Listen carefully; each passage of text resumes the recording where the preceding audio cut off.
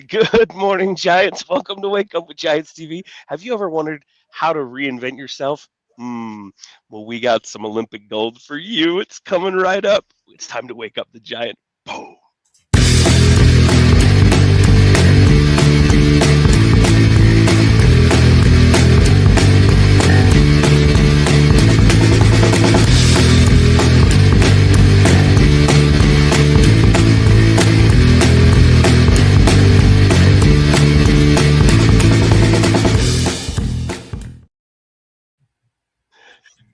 Good morning, Giants. Welcome to Wake Up with Giants TV.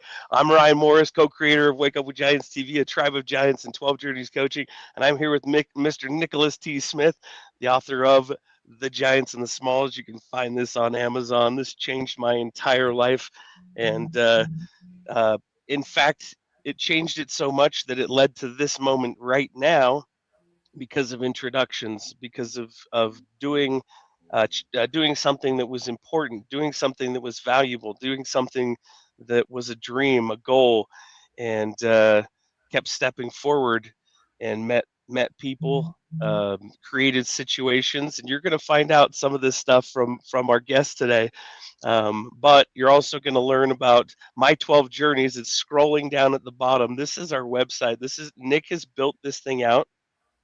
It's an absolute amazing website. I want Nick to run you through it real Yeah, quick. so I'll talk a little bit about the program. So this program is for people who are feeling stuck. So you have the skills, the plan, the motivation, the resources, and a clear path to your vision. But the second the pressure hits, the breaker trips, and you're back in the dark doing what you've always done. So you don't have a discipline problem. You've got an identity problem. So you're wired for a smaller life than the one you're trying to live. So what we do is simple. We install a new breaker and rewire the house. So same person, same vision, but the identity underneath gets rebuilt to carry the load you're actually trying to run. And that's the 12 Journeys program. So there's no commitment to start. The first conversation is just that, a conversation. So you tell myself or Ryan where the breaker keeps tripping, and we tell you what we see, and you decide if that works for you. So worst case, you walk away with a clearer read on what's actually in your way. And if you decide to continue, it's a one-on-one for 6 weeks. It's not a group or a course you log into. It's just you and us. And if at any point you're not moving forward, then you can stop. So you're never locked in.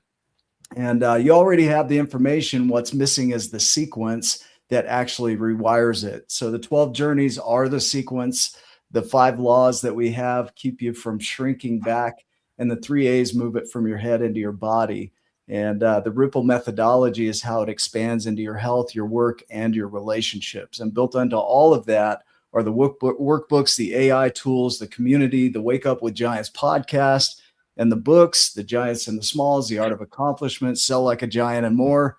And every piece is designed to do one thing, rewire you, so you don't just have everything you need to change. You become the person who can actually do it. So if you want more information, DM myself or Ryan. How was that for a quick pitch? Hey, that's great.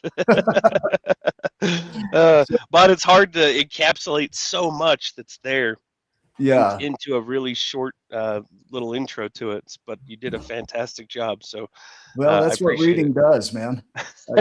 Thank goodness. Oh my gosh. It sound natural, guys. So yeah, it's a great program. We just had a testimonial come through from Peyton Kochanowski, who went through the program. Young lady who was struggling with anxiety and stepping into her life and just full on took it on. And 2 months after is still feeling the effects of the program. That's what matters, is the longevity of it. So absolutely. Well, I know it changed my life, and that's how we got started doing this. And so I think it's a great time, a great spot to introduce our guest today. let's do it. So today's conversation is for anyone who's ever felt called to something bigger, but realized that getting there might require a completely new path.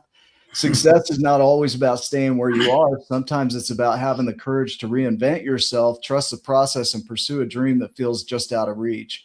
Our guest today is Derek Parra, an incredible athlete. I keep wanting to say Derek Parra, right? You can say it if you want to, but His story is a masterclass in vision, discipline, and adaptability. Derek became one of the most decorated athletes in the history of inline skating. But when he realized that sport could never give him the Olympic medal he wanted, he made a bold transition into long track speed skating. And that decision changed history. Derek went on to win 2 Olympic medals and became the first Mexican American ever to win a medal at the Olympic Winter Games. So please help me give a massive welcome to Derek Parra. Mhm. Thanks, guys. Thanks for having me. You're welcome. Yeah, we love just exploring your journey, your philosophies. You'll see comments come on screen. These are live. So if you want to tackle any of those, just let us know.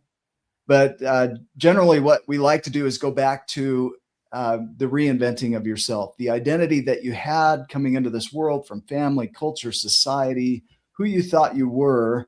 And just before the show, you mentioned a comment, a phrase that really stuck with you.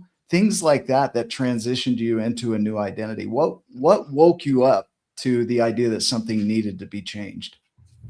Well, I don't know. I mean, when I was growing up, and this is back in the 70s, I was born, I'm 56 years old, I was born in 1970. And there wasn't a lot of positive reinforcement around where I grew up. I mean, my dad, who was a correctional officer, is pretty stern.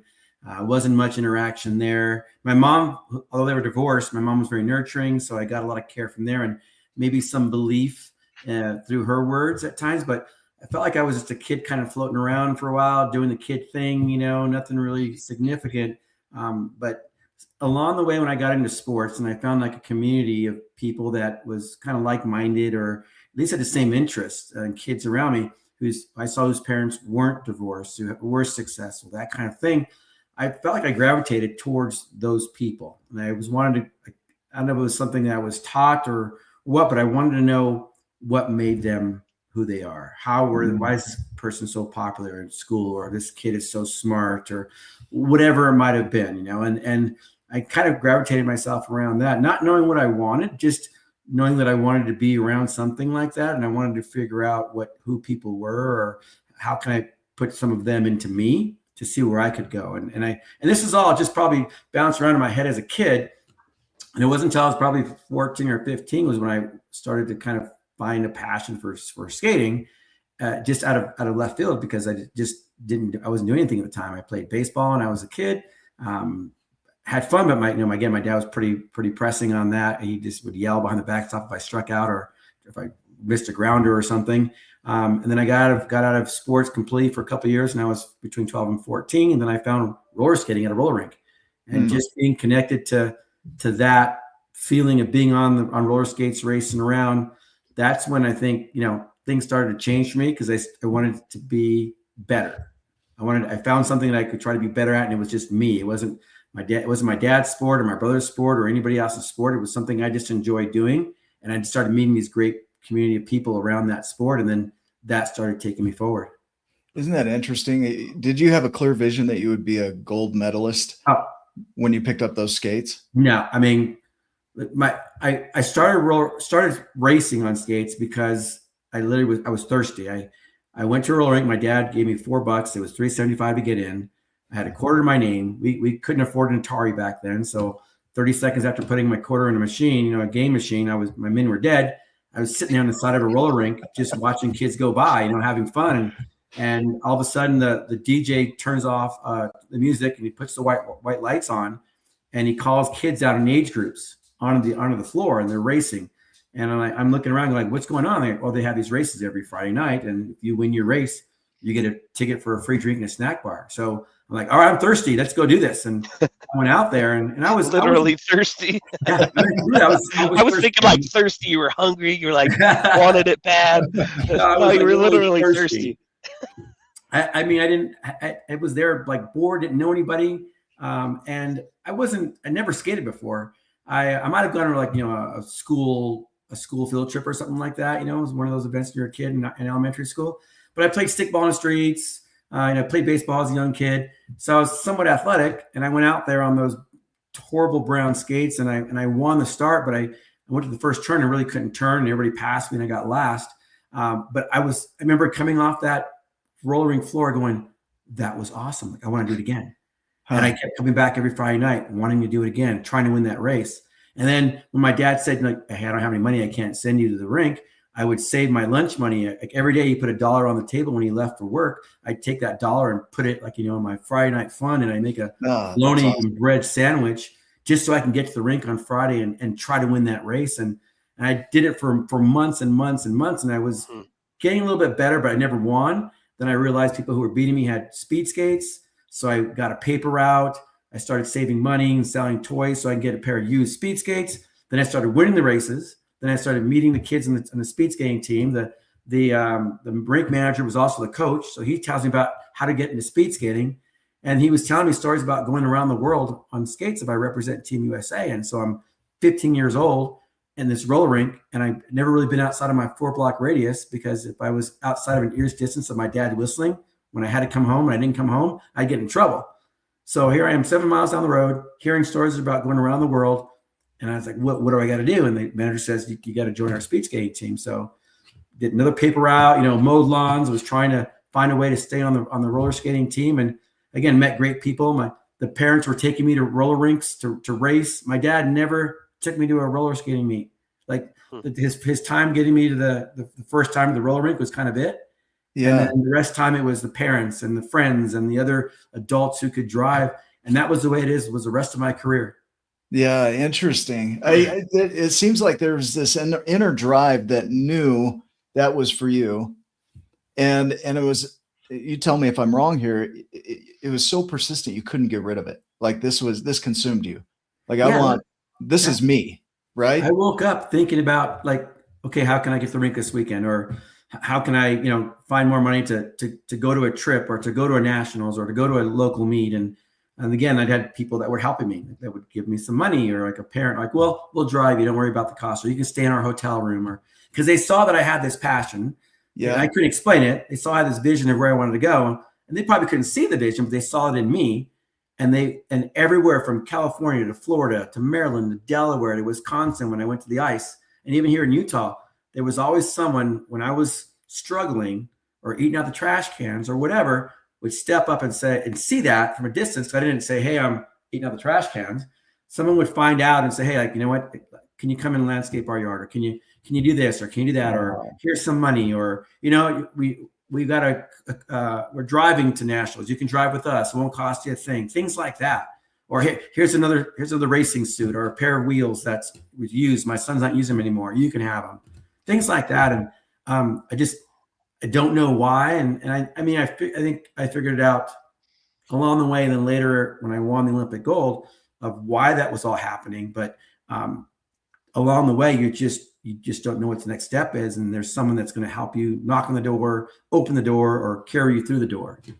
I'm gonna open up, because in our growth journeys, we've got 5 growth journeys. There's uncertainty, vision, abundance, surrender, and nurture. And uncertainty to us is the pure possibility of everything that's out there. The abundance is all the resources to make that happen. And then the vision is what puts that all together. The surrender is, you don't know how it's going to happen. It's just going to happen, right? And then the nurture is doing your little steps along the way to grow and develop and really become that vision, which, our 12th journey is the impact of that. But before we get to the 12th journey here, I really want to hang into this, because you couldn't see the next step. Your vision was, I'm going to go tour with this team. But even before then, I'm just going to win on a Friday night because this is fun. So it wasn't that you had an Olympic vision when you began, but the vision kept elevating. Is that pretty Absolutely. accurate? Yeah, it was a small step. I had no idea. If you would have asked me when I was 14 years old, if I wanted to be a long track ice speed skater, I would have asked you, like, what is that? I've never even heard of it. I mean, I was a Mexican-American kid, California, didn't know about winter sports. Yeah. I actually met Eric Hayden, who was arguably the best athlete, winter athlete, winning 5 golds. I met him when he was riding a bicycle at the Redlands Bicycle Classic when I was 15, and got his numbers from bike racing. I never knew he was a speed skater until I met him years later when I got into speed skating. Yeah. So I just wanted to win that race on a Friday night, get a ticket get a free drink. Then that grew into winning a bunch, meeting kids.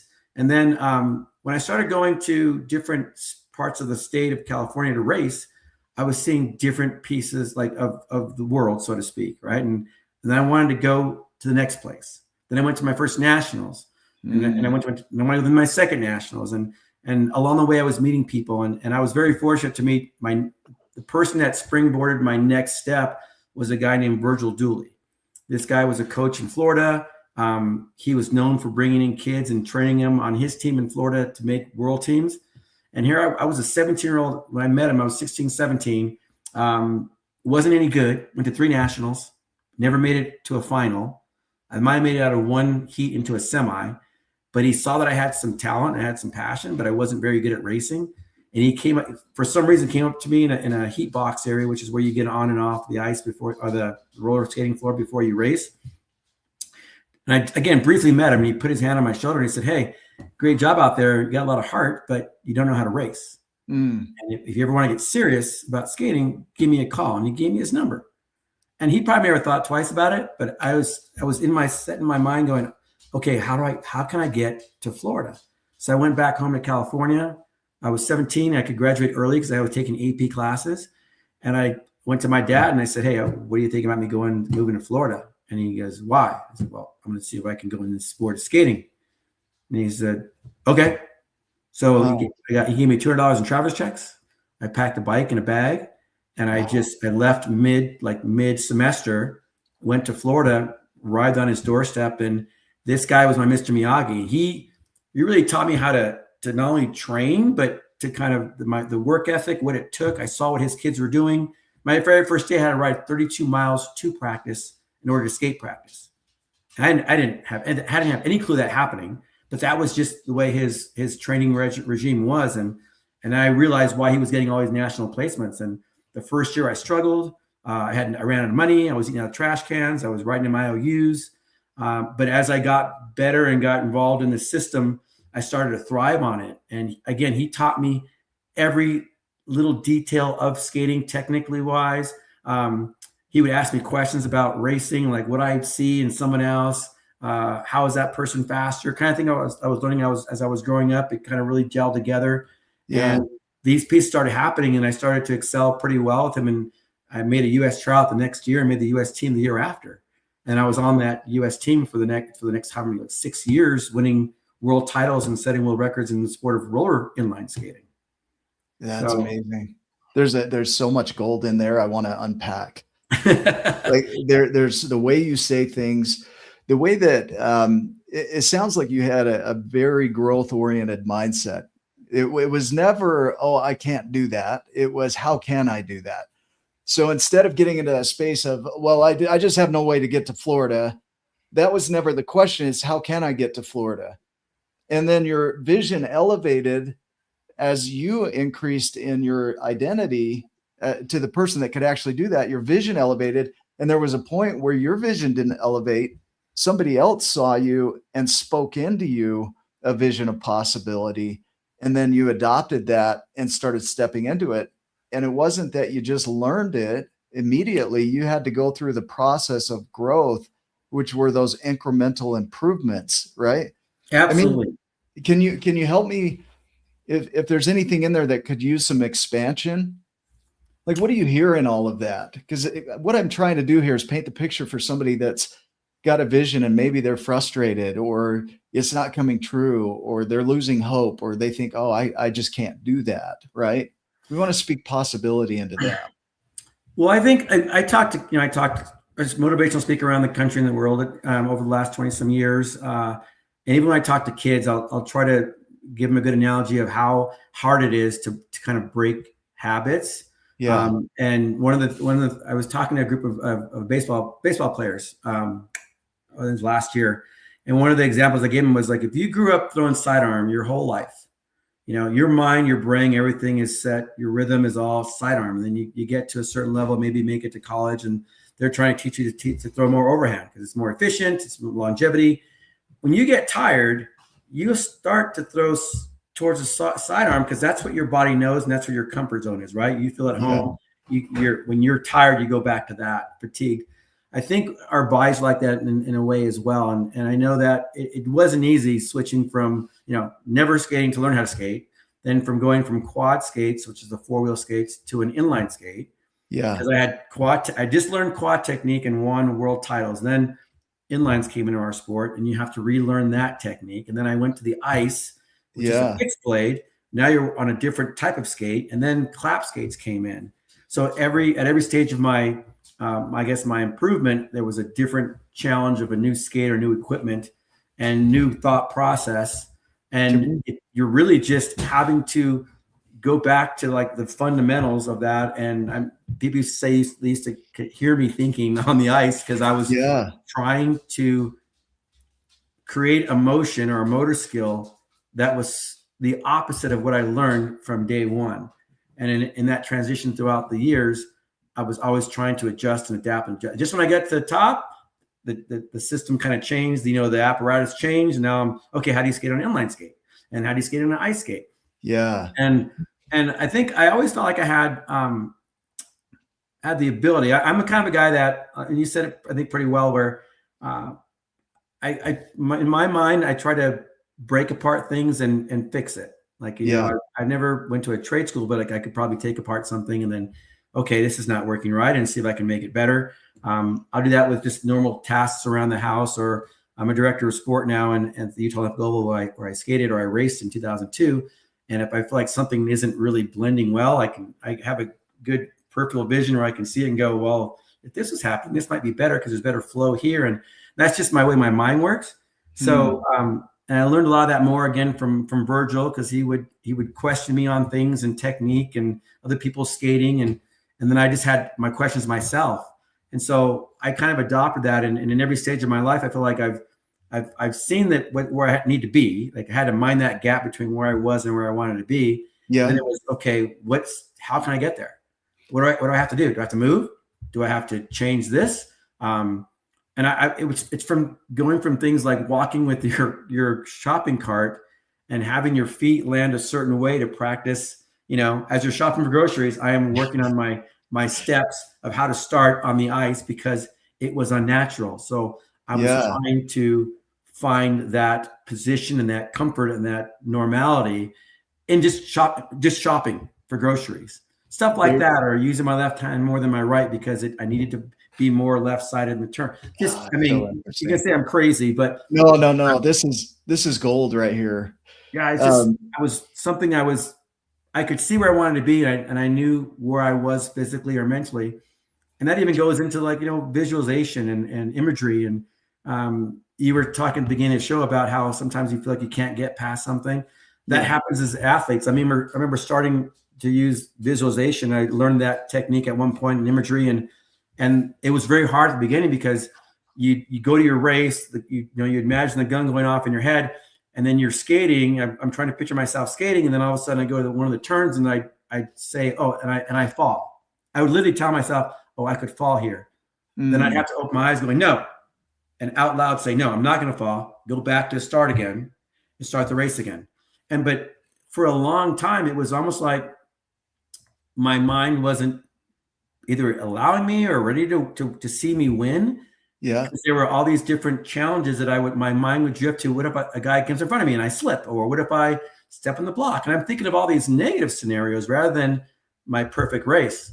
And it took years to be able to go through my race with a stopwatch, my eyes closed, and literally start my lap time, my lap splits, and finish so close to my finishing time at the games that it's ridiculous and scary. Wow. But I could visualize my lap times within a couple tenths and the winning time within three tenths.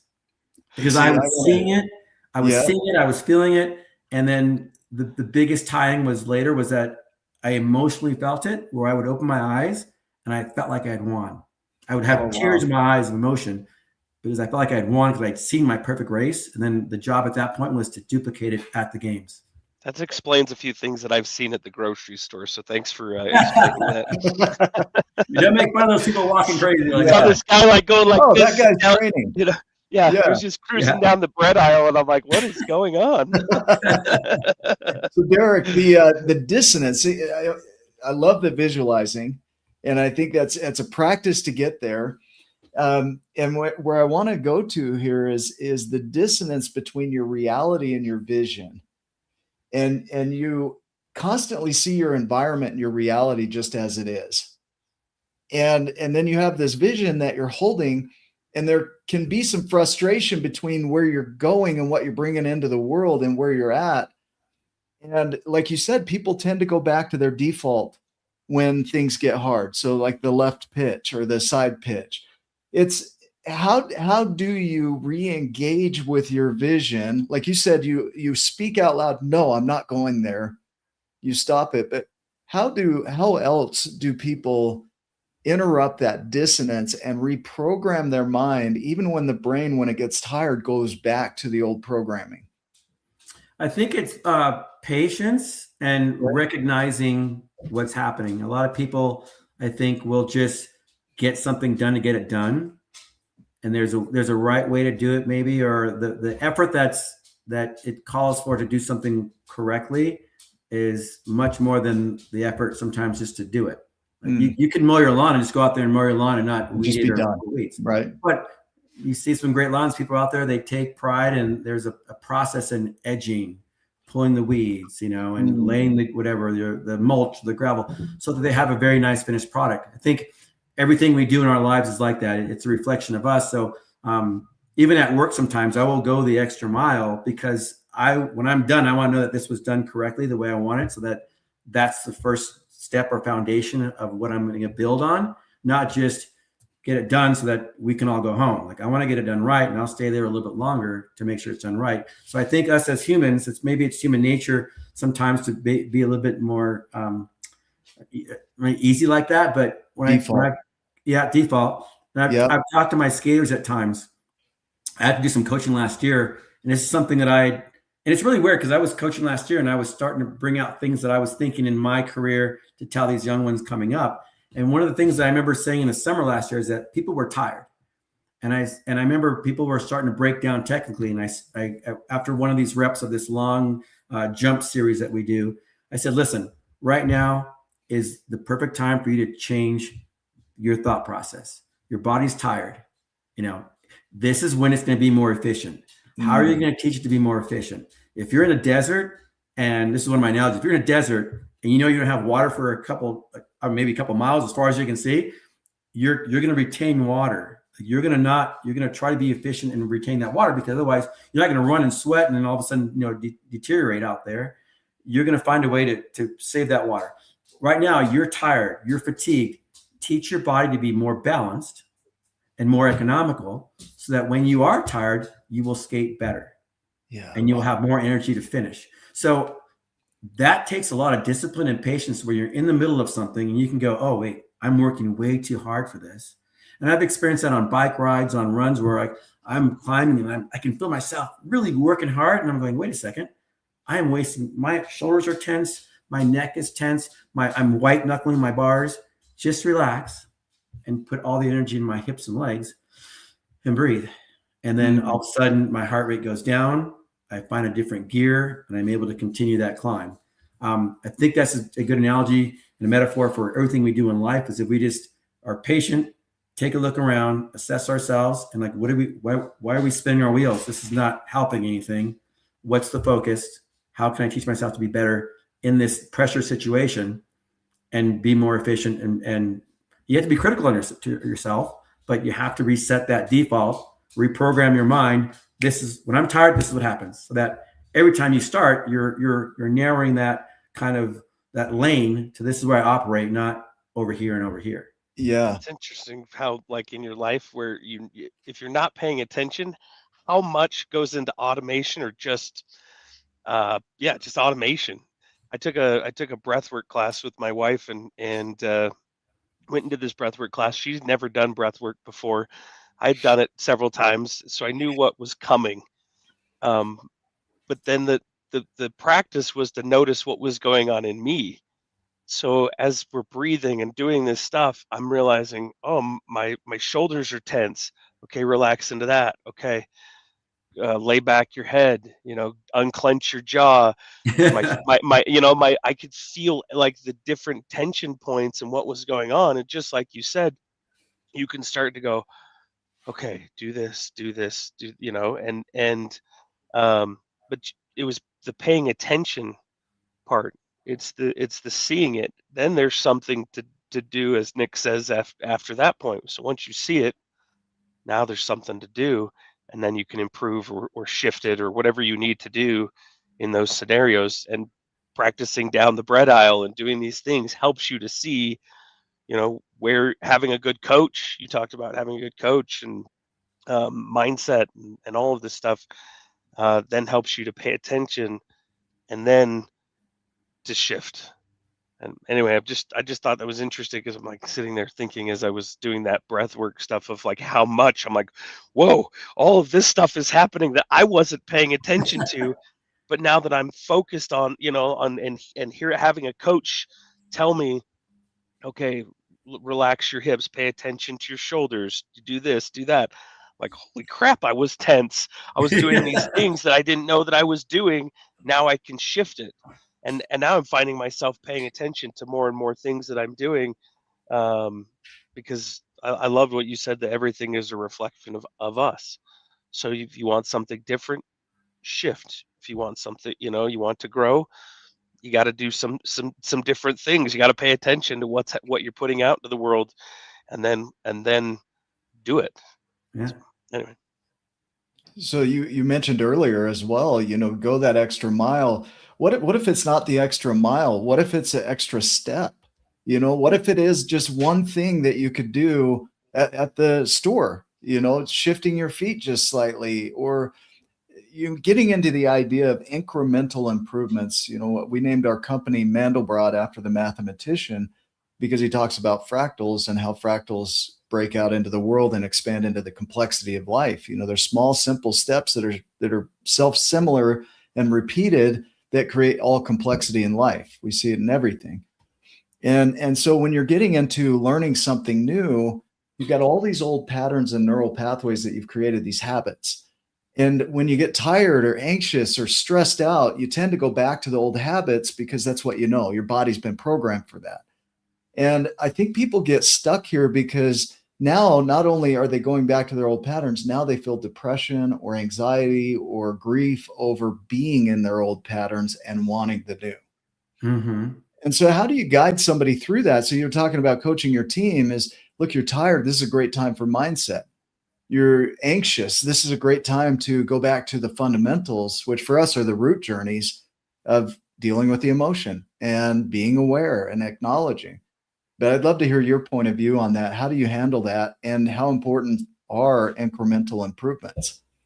I think progress is just that. I mean, if you look at a staircase, right, you can't jump to the top of a staircase. How do you get there? Step by step, right? I like that. It's a very simple analogy for especially for kids. And I do a lot with kids as well. I'm coaching at different levels when I'm coaching. But I think there are some stories that I could tell you from this past season where I think in the process of changing those habits, but because there's so much, like in speed skating, right? There's a skater I worked with last year, and she had a number of different things that she had to work on. But the core of the position was her hips being tucked under. Mm. When her hips were tucked under, everything else changed. So if her back is flat, her neck came up, she was tense up top, her hips came up, and she was pushing in a bad direction. When her hips were tucked under, her back rounded up, she looked through her eyebrows, everything was relaxed, the push is in the right direction. So for her, was the first easy cue was hips under, hips under, hips under. But when in dryland sessions or something, when we have like 30 kids around and I'm looking around and there's mirrors in front of us and she's doing something and she sees me catch what she's doing, I start walking towards her. She changed her hips. And I would laugh like, you know exactly what you're doing. She's, I know, but I'm thinking about so many other things that the hips, I go, just think hips. Like for you, let's start with that. If that's your core movement. Let's get you there, and then we can fix the other thing. The other things are really small. Thing, right?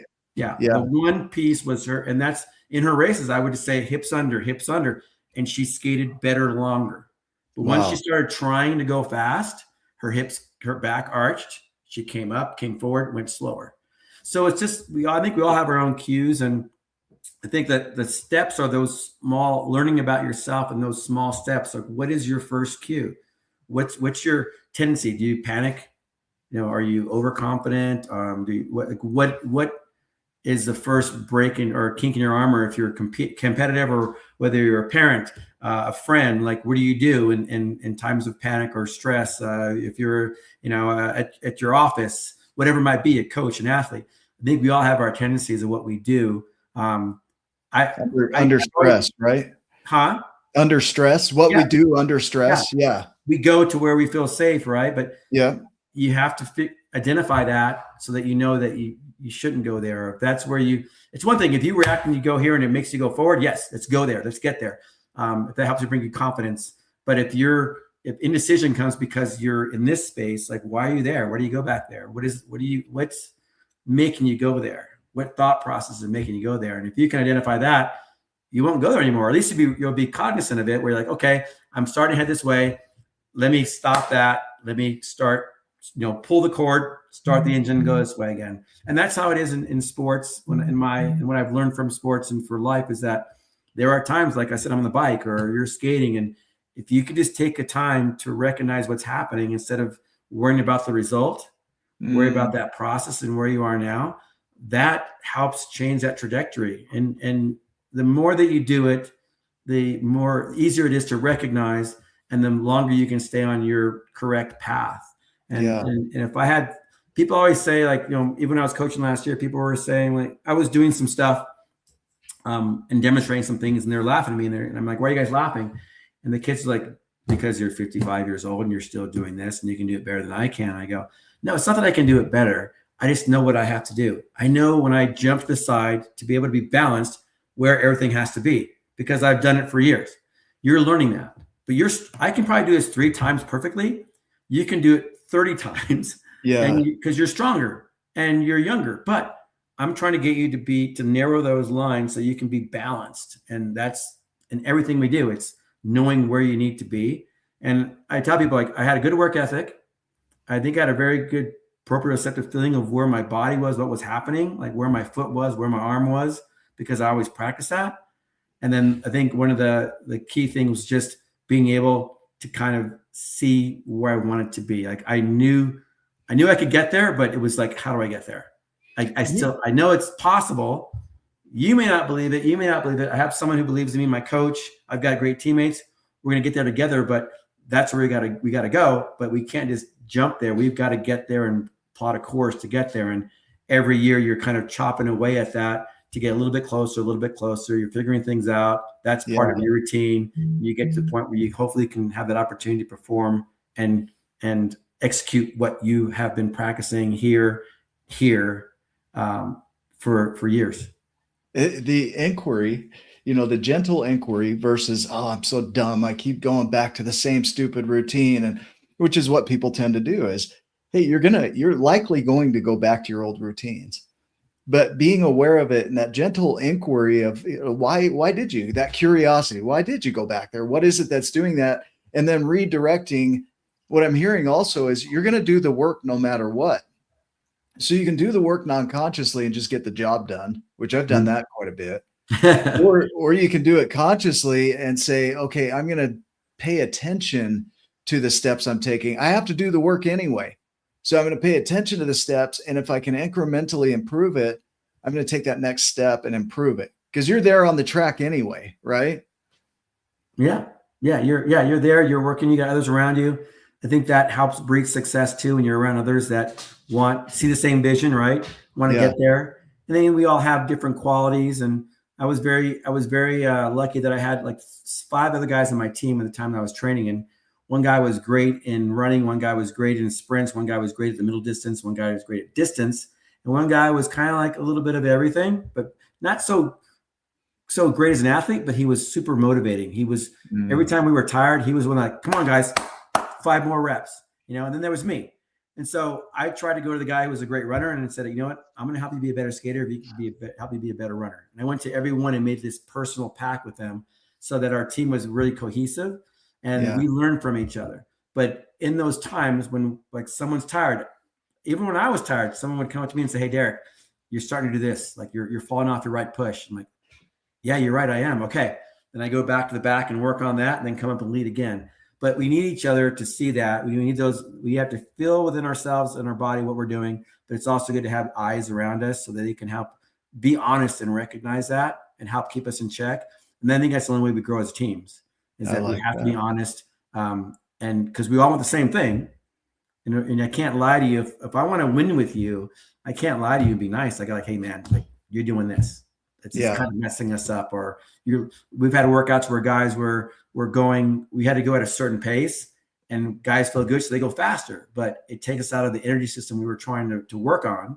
We were anaerobic instead of aerobic. And we have to say, "Hey dude, back it off. Like tomorrow we're going fast, not today." And that's hard to do for people sometimes. How do you do it? How do you bring that up? You just got to be honest. I mean, yeah. If anything, I consider myself a nice guy. People always say I'm a nice guy, but there's times where you have to have that hard conversation and say like, "Listen, you are screwing up our workout. Tomorrow we have to go as fast as we can. Today is supposed to be a warm-up day, but if we're supposed to be in 36-second laps and you're doing 32s. Tomorrow we're not going to be able to go 25. We're going to go 26 and a half because we're tired from today." So you got, and we've been, I mean, we're athletes, right? So you're just telling them like how it is. There's no penalty really. Like you're trying to be teammates. And sometimes we let people just go like, go skate by yourself. You want to go fast? And the next day prove to them like they can't keep up. What'd you do yesterday? And then they get the buy-in, you have to teach them hard sometimes, but so there is a buy-in. I mean, you just hit on that. I'm going to anchor into words here. There's a buy-in from them for that kind of feedback. Right? Yeah. Because what happens if they're not bought in and you bring it up? There's resistance, there's anger, there's tension, and there's no cooperation. Then all of a sudden you're fragmented as a team. You can't move forward together. Yeah. And it's so important. I mean, especially in sports, like speed skating is an individual sport, but we train as a team. Apollo Ono, great skater, had a team. He had guys that were leading for him to get him to a certain speed for a certain amount of laps so that he could sprint. We do the same thing. We were doing in the time leading up to the games in 2002, no one had ever gone those. I mean, I set 2 world records. No one had ever gone that fast. There were 7 world records set that games, I think. Our practices leading up to the games, we were doing 3Ks, 5Ks, 1,500 meters at world record pace as a team. So one guy would open up 300 meters, then he'd move over and he'd jump in behind the pack. The second guy would go and lead 400 meters. The third guy would go lead 400 meters, and I would lead the last 400 meters. And so together we went like a 143.5, 143.7, and I went 143.9 in my Olympic race. But in order to get to those speeds for that duration of time at that intensity, I needed 3 other guys besides myself. Same thing in 5Ks and 10Ks. I set a 15-second personal on the 5K because we were doing 6:10s and 6:12s, or 6:14s in practice. I went 6:17 by myself. But in order to be able to mentally be able to withstand that kind of tension and fatigue in the turns lap after lap after lap, it happened in practice because you'd lead 2 laps and you'd come back and you'd rest 2 or 4 laps at that speed. It's like motor pacing in cycling. And we kept doing that. But you need your team to be together. And if someone's going too fast or too slow on the laps, they're breaking up your workout. And that's such a specific workout that you had to have go just right to have the ability to go that same speed for the entire 12 laps. If you go too slow, you can't make up a time. If you go too fast, you blow up, you fatigue too early, and you can't maintain the time. So it was very critical that we were pretty honest with each other and saying like, right there, that's good. Keep it there. And our coach is out there yelling as well. But we had to trust each other that we were there for each other. Yeah. And without that buy-in, there's resistance. I mean, that's teams, that's relationships, that's organizations, that's with your kids. I mean, there's got to be buy-in. Otherwise there's that resistance. And, learning to rest, I see in there's the resting phase that allows you to push. And then you come back and rest and you push and you rest and and I think people ignore that. They get into this space of, I've got to be a hustler. I've got to get out there and work constantly. and push my body to the limits. Otherwise I look bad. Or do you see that? And how do you handle that?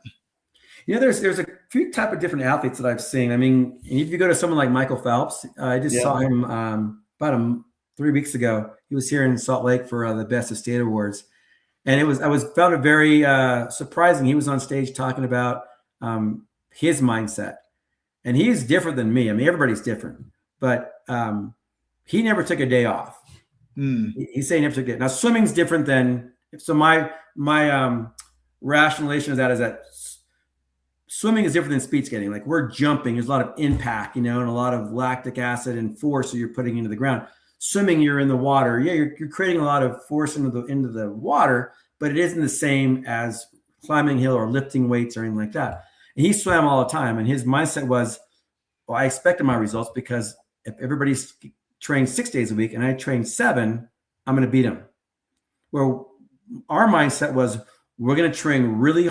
Our hardest days are Wednesday, Friday, Saturday, Sunday, but Tuesday and Thursday and Mondays were different. Like, they were aerobic, they were recovery, they were technical, to set us up for those other days. And then we had 1 day off. And we completely rested to regenerate. So everybody's different.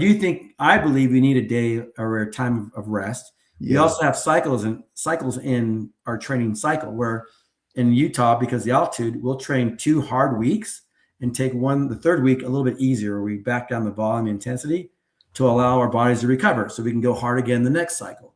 When you're at sea level, you can go hard 3 weeks in a row and then take 1 easier week. So everybody's different and how their bodies react as well. But unless you buy into that, and our coach, and even now when I coach, I set out a year program and I show everybody, like, this is what we're doing. This is when we're working hard. This is when we're building our endurance. This is when we're doing our intensity. This is when we're racing. So they can have a mental picture of 11 months and the cycles between each of those months to get where we want to be. So if you can see a roadmap and know when you have to work hard, when you can recover, when we're doing this, I think it helps you mentally prepare for the next 6 weeks or 8 weeks or 12 weeks. So that you're not blindsided, like, oh man, I got to race now. Like, no, we've been building to race for the last, 7 months. Now we're racing. Now all this work we did is going to pay off here. I think steps are important. I think the buy-in, the trust, and then also, the trust is huge. When I came to this sport, I came from inline skating, where it's a completely different mindset as far as workouts. Inline skating is like running. It's high heart rate. You're on the ground for a very short amount of time, and it's all aerobic. I was 126 pounds. I was super lean. I came to the ice. They put me in a weight room. I went to 150 pounds. I was squatting 450. My legs got huge, but it's a completely different way of training because it's so anaerobic. And the first couple of years when I came over, I tried to trust the coach, but I wasn't seeing the progress in myself. I was actually getting worse over like a year and a half, my first year and a half in the sport. And then after that, when I wasn't seeing great progress, I had to talk with the coach and said, hey, this isn't working for me. He goes, I can see it. What do you want to do? And I went back to my inline skating coach, Virgil, and he saw some things as well. I was always communicating with him. He goes, I think you should do this. You really responded to this when you were with me. And how about if you adjust this? And together we worked out a different kind of training program. And then the next cycle, I implemented that in my training. And every year got better and better because I started to trust my program more because my body responded to that. And I brought back some things that hadn't been done in the sport of ice speed skating in years, since like Eric Heiden was skating. And every year, more people started doing it in my group. And so then by the end of the 4-year quad, our whole team was kind of doing my program with my coach's input instead of doing what they did in the years prior. And everybody was getting better because it was just a different mindset, a different approach. And now today in our sport, that dry land type of exercising is back more, and sports science is gone off the roof over the last 20 years. So you see that success, you see the people that are having faster and faster times. It's because we're adapting and changing. But at one point, you have to have the confidence to build your program with those around you. Can you jump into surrender? Like, what is surrender to you? And here's where I want to reference is when you were starting out, you didn't have all the resources. eating out of a trash can. You don't have skates. You don't have a way to get to to these events, but things are showing up in your world to support you, and you're not directly asking for these things. People are showing up, things are showing up. How much do you surrender as you're moving forward? How much do you let go of the vision, the timing of the vision, all of that? And how much do you put your effort into it, but you have this space of letting go because you don't know where the next resource is coming from. Maybe you have a differing view on surrender, but I'd love to hear what it is to you and how do you use it? I think, probably the first word that comes to mind when you say surrender is probably just faith in the process, or faith. I didn't know. When I was broke in Florida, I didn't know if I was going to have to go home or not, but I kept in my routine. You kept doing it. Something would come up, right? Okay. Even when after 98 games, I came back, didn't know if I could financially afford to go 4 more years, and the games are going to be here in 2002.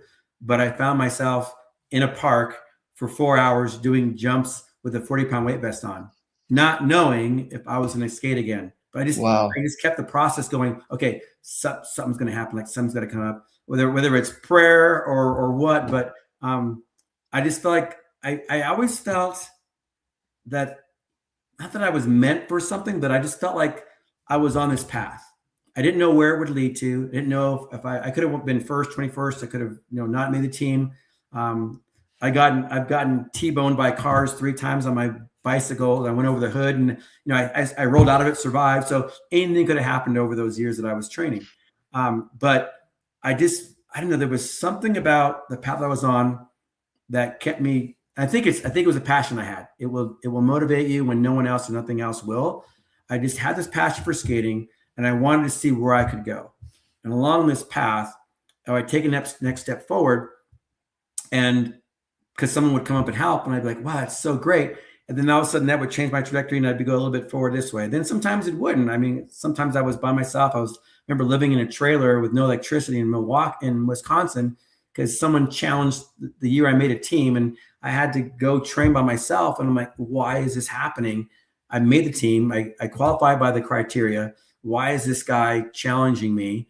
And then come to find out, in that process of where I thought this was something against me or I was angry, I got so much better in that month and a half time that when I went to trials against this guy, he didn't even show up, but I was a different athlete.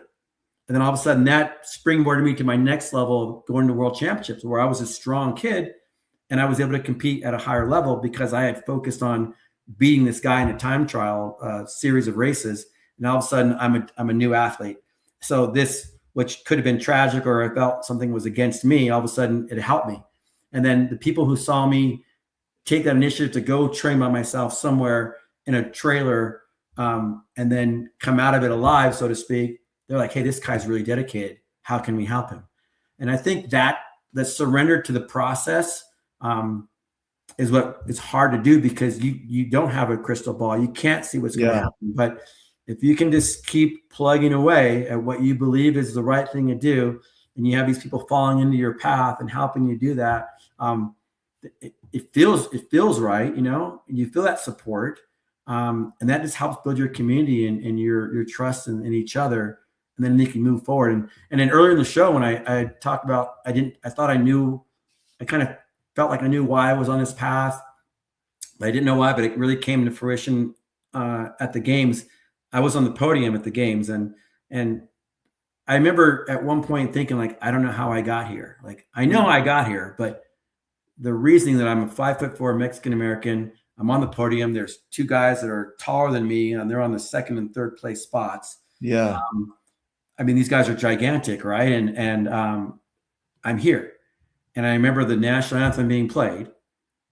I'm looking up at the flag being raised, and everybody in the stadium there at the amphitheater-like stadium there at the plaza, Meadows Plaza, is singing the American national anthem. The entire stadium, whether you're German, American, Dutch, whatever, they're all singing the American national anthem.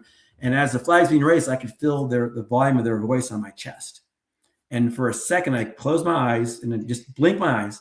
And instantly, guys, I saw all these faces, just like of everyone who helped me get there. From when I was 14 years old and I started this journey on skates to the day that I got on the ice. Holy cow. It was so powerful and so overwhelming.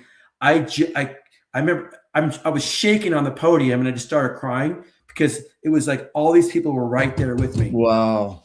And that to me proved to me that I was there, like, for all these, like, I think I shared that moment with them wherever they were in this country or the world. They were there with me. And then after the games, I'm getting emotional now. After the games, I was getting calls from people like saying, "Oh man, we watched you on the podium and I felt like I was there with you." And I'm like, "You were." Like, it was such a connective moment that all those parents who were driving me to practice or, "Hey, come landscape my yard."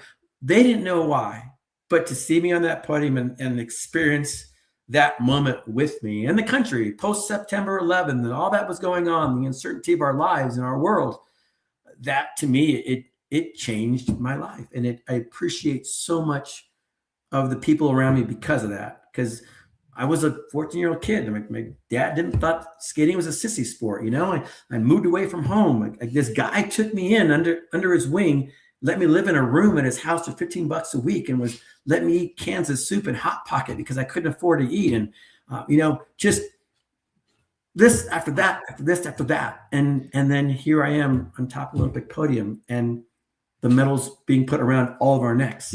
Yeah, it was such.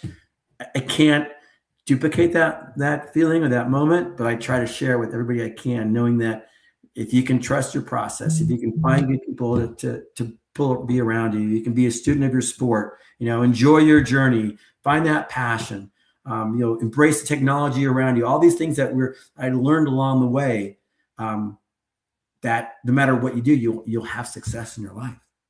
That is beautiful. I mean, it's like that flash at the end of your life and you see everything come before you, right?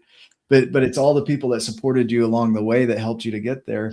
What I hear in that too is you didn't have to have the vision of you on the podium, even though it was a possibility. You didn't have to hold on to that. You just knew which direction you were going. And then the surrender, and what I'm hearing is that faith step of, I don't know what the next step's going to be, but I'm going to take it. Mm-hmm. Right.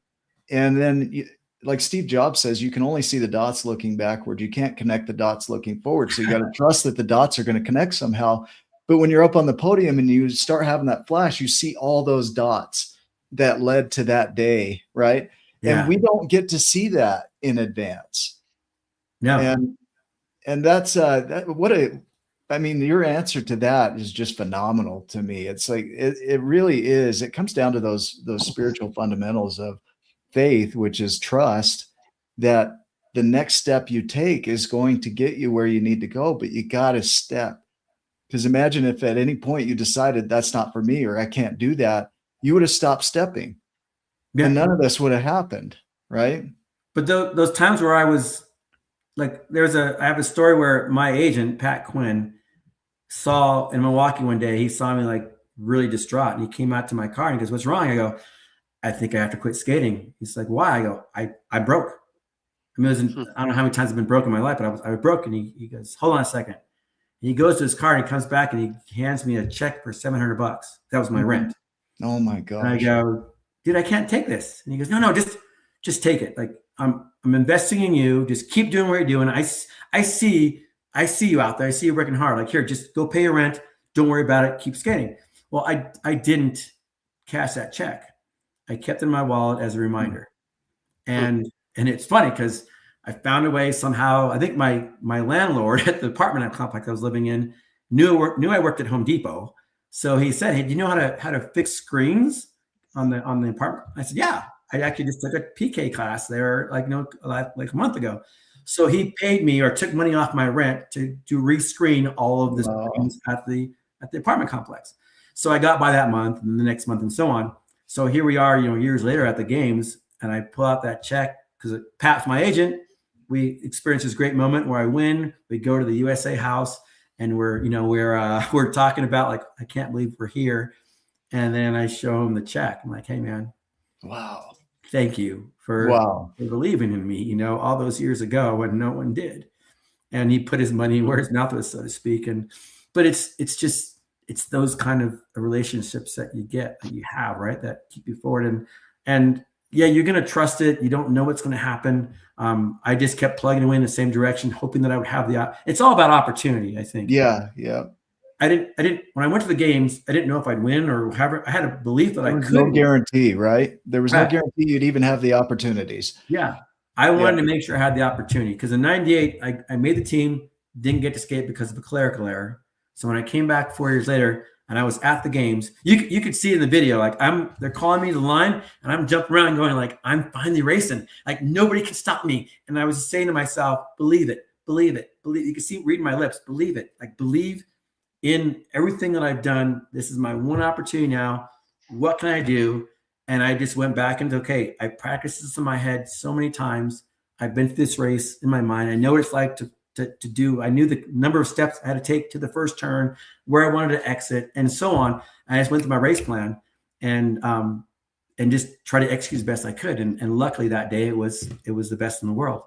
In that moment. But again, that all comes from all the small little incremental steps throughout my life of trying to get there, sidestepping, going forward, taking 2 steps back.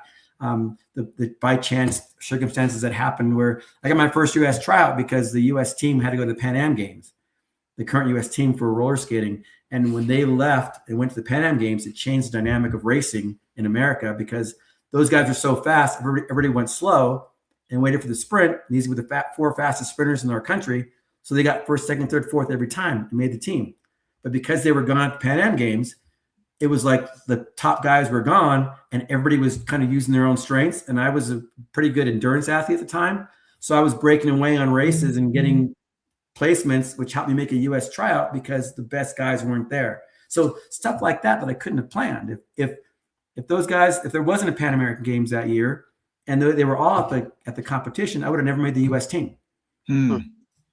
So things like that just happen, and you scratch your head. You don't know why, but it's there. You see it, you recognize it, try to take advantage of it, and hopefully you progress forward. But that's everything in life.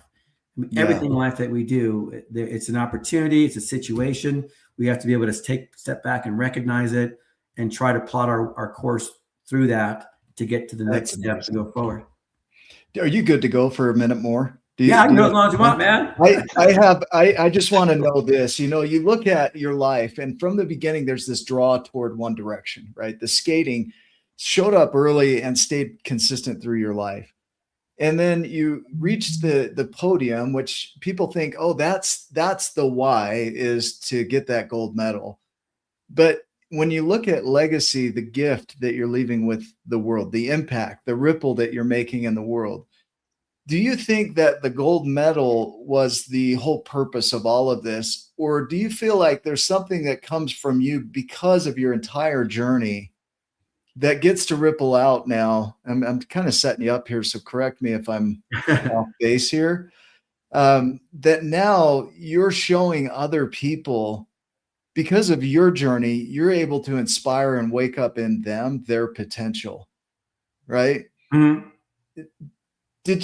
Do you feel like you knew that you would have some kind of impact in the world, and that it was beyond just reaching a gold medal? Do you feel like there was something that you were meant to do in this world that goes beyond that? It's really, this ties into something else as well that I tell people. There are a lot of great stories of the games.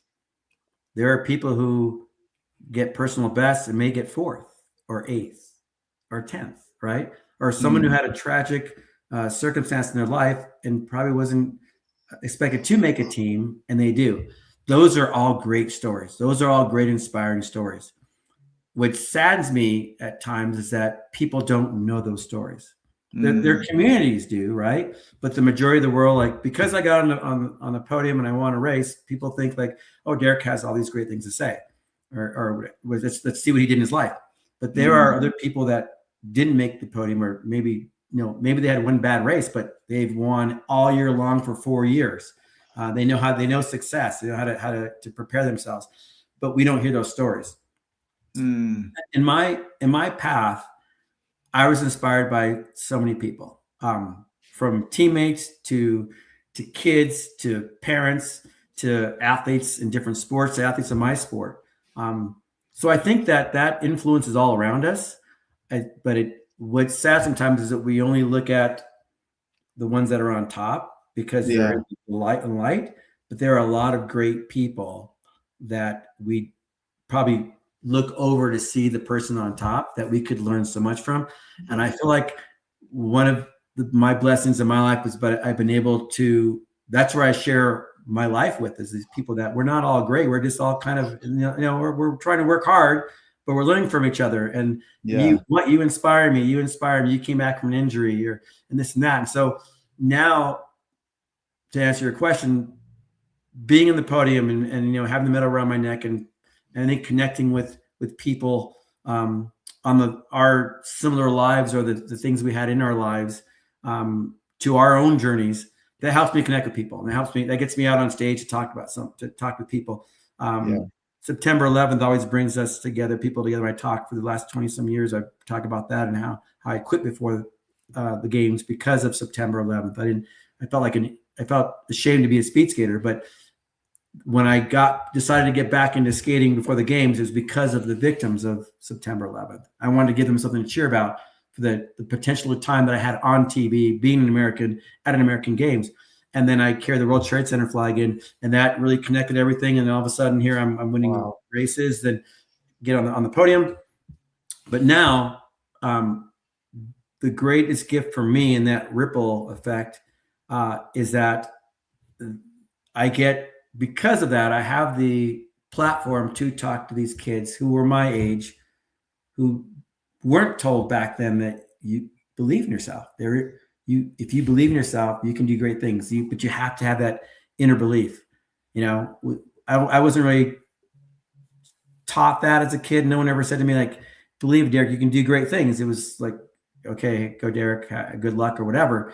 But it wasn't until a time in my life where I really had to believe in the work that I have done, my place in my environment, where I'm at that moment, and that I could take that step forward. When you have that belief, I think that's when our minds are just blown open, because not that you expect, but you have the belief that you can succeed. And that's so important, I think, especially in kids now, to believe that you can succeed. Not that you might, but you can. If you do the work and you believe and you do the process, and you have the opportunity to succeed at whatever it is you want. And I feel like I'm living proof of that, because it's this obscure sport. The Japanese girls are taller than I was when I went to the games in 2002. It's just, it's a mindset that you have to be able to kind of, rein in and believe in and keep stepping forward. And now you see these kids that have some talent, but really don't know if they can. And you have to say, listen, you can. Like, look what you do every day. Look at what you're doing. You're going to school, you're doing this, doing that, and you're still progressing. And you have this technical flaw, but we can fix this. You got to work at it. And one of the greatest, I think, feelings I've felt in the last few years is there's a kid from Park City who I did a Get Out and Play. His name's Casey Dawson. Did a Get Out and Play, which is a it's a charity thing, or a Youth Sports Alliance initiative that goes out to schools and gets kids to teach them different sports.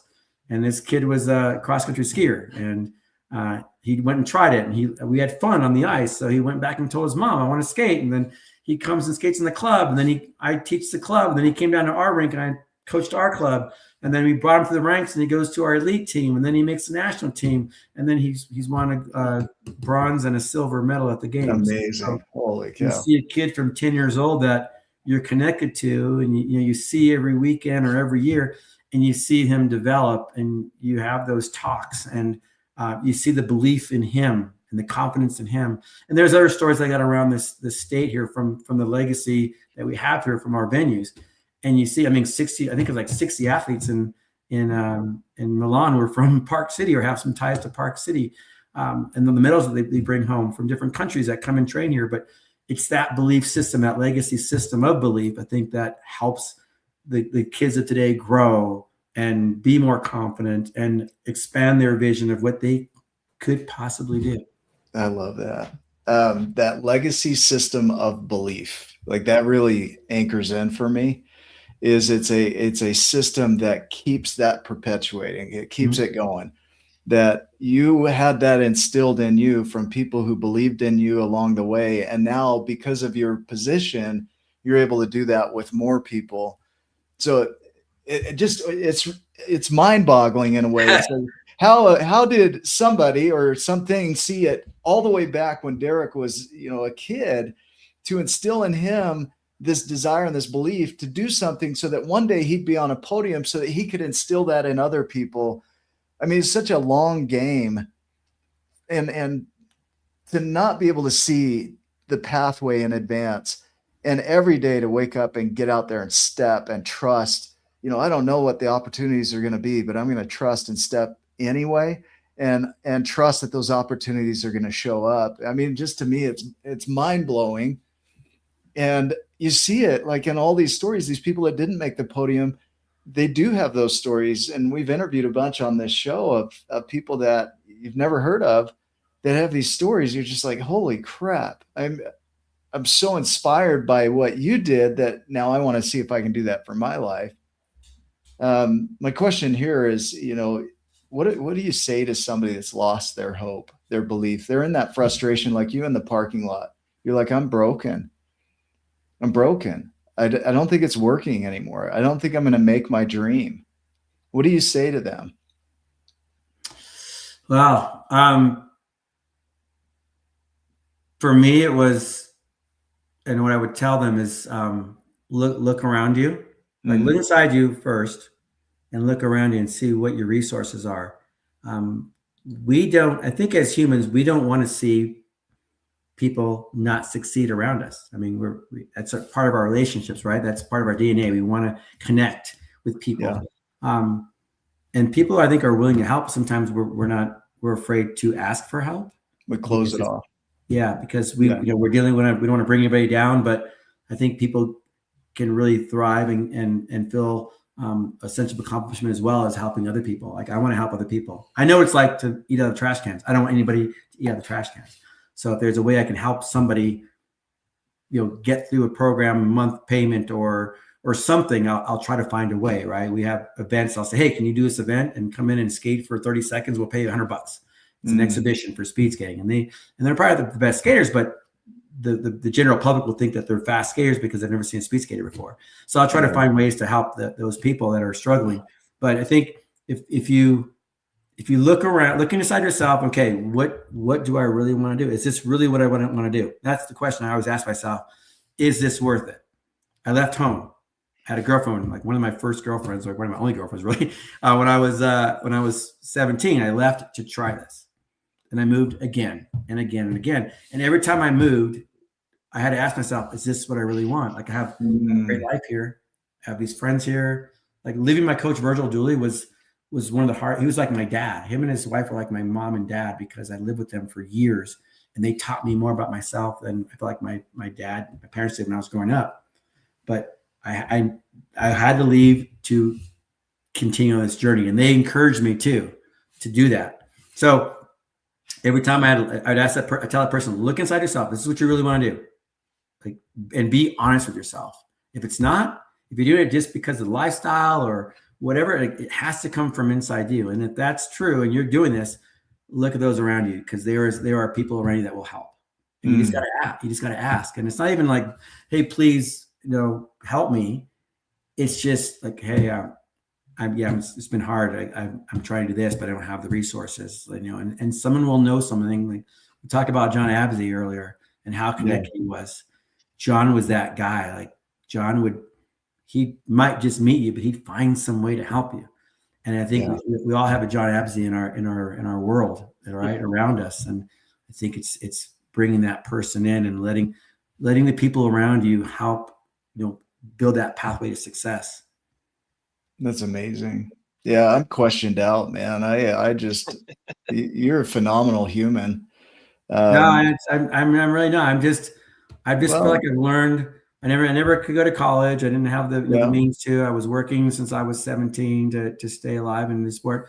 But I have learned so much from people around me. Just they are my encyclopedia. You know, they've just given me so much information. They give me visual examples. You know what their effort they can put into someone else's life, and the selfishness that they have, and just the belief in others and those good humans around. And I met some bad humans as well. But you learn from that as well, right? You learn from them. And our life is a learning experience. I've just been very fortunate that I've had those people to help guide me to what to learn and what not to learn, what to keep, what to throw away, and how to continue to share that with others. Yeah. I don't know. I shouldn't be here where I'm at, but and I've gone through some really terrible things in my life, but I'm very blessed to be here, and I love where I'm at and being able to work in a building where I see and all these kids that are coming through with just these wide open minds, and everything out there is just a blank. You know, it's a blank board. Like, what can I do? And you're trying to let them know that they can do a lot. They just have to believe and put forth the work. I love it. Ryan, final thoughts here?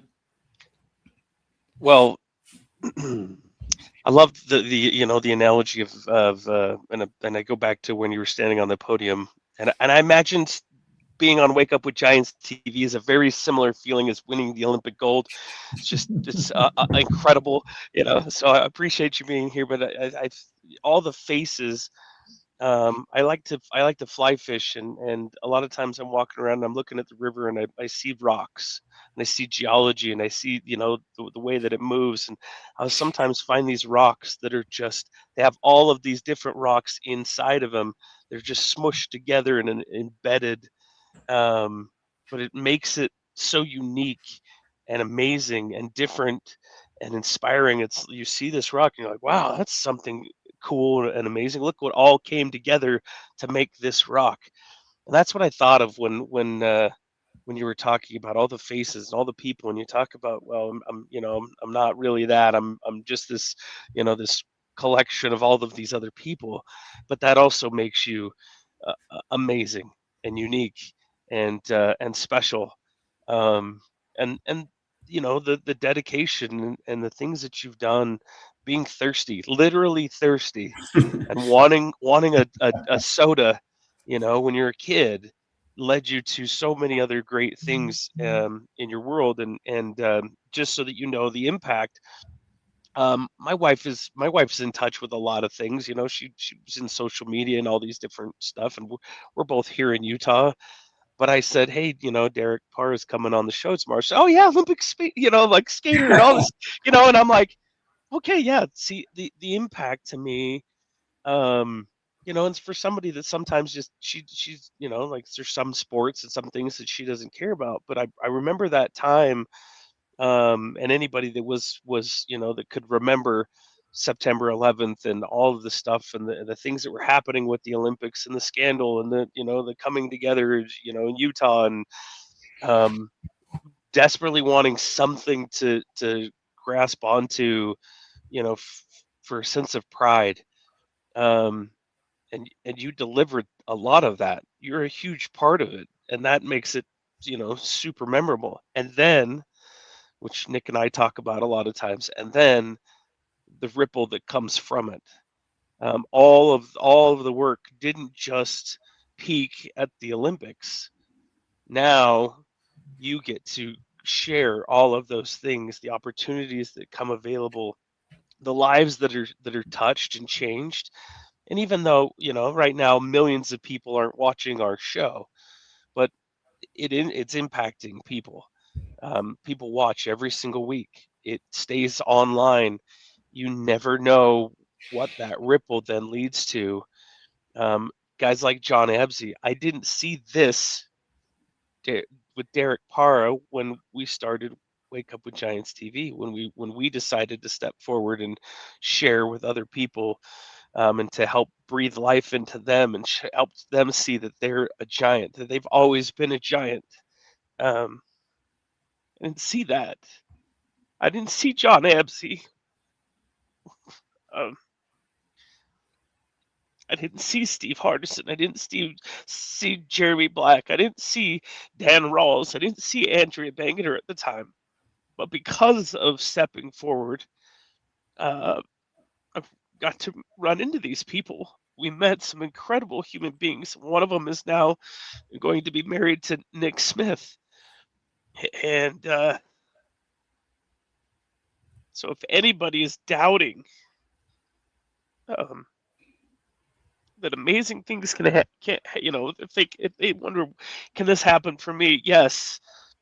You can't see all of it. I promise you, there's no way to map it all out. Start stepping one step at a time. Find people like a Derek Parra, a Nicholas T. Smith, a Dan Rawls, a Steve Hardison, an Andrew Bangeter, people that believe in you and that will love you and help you along your journey. And they might be in there for just a second, and they might be in there for a lifetime. But as a conglomerate, they will help shape you and mold you and help you grow to get whatever it is that is in your heart. And then you will be able to go out and share with other people that same thing. And John Absey's legacy lives on, and Derek Parra's legacy lives on, and Andrea Bangeter, her legacy lives on, and Nick Smith's legacy lives on, and Ryan Morris's legacy lives on. And so thank you. I get emotional a lot on these shows because it's something that's definitely a passion of mine, and I saw some emotion come up in you for the gratitude and for the feelings that it brings up. But I just wanted to thank you for doing that, for eating out of a trash can, literally, so that our lives can be impacted. So thank you so much for being on our show, Derek. We appreciate you so much. Thank you, Ryan. Yeah. And I appreciate this time with you guys. And yeah, we are all connected. We just have to look, right? Really reach out to feel that connection and touch those around us, because we're a community. We all want the same thing. We all care about the same things. We want people to succeed. We're invested in each other, and it's just up to us to continue to keep those bonds. That's it. That's the whole purpose of this show. We see the giant in everybody. It's there. It's innate. It's God-given. And we always say giants still take small steps. They're just bigger. So just keep stepping. And so, Derek, thank you again for being on with us. For everybody that's watching, somebody that could use this message today. So this will be live on YouTube as soon as we finish, and you can share that with them. So tell them to come watch it, come subscribe on Wake Up with Giants TV on YouTube. That's where the podcast is, and help us grow this channel. So, Derek, thank you again for being here. For everybody that's watching, go make it a giant day, and we will see you in the next video. Love you too. Guys. Love you guys. Take care.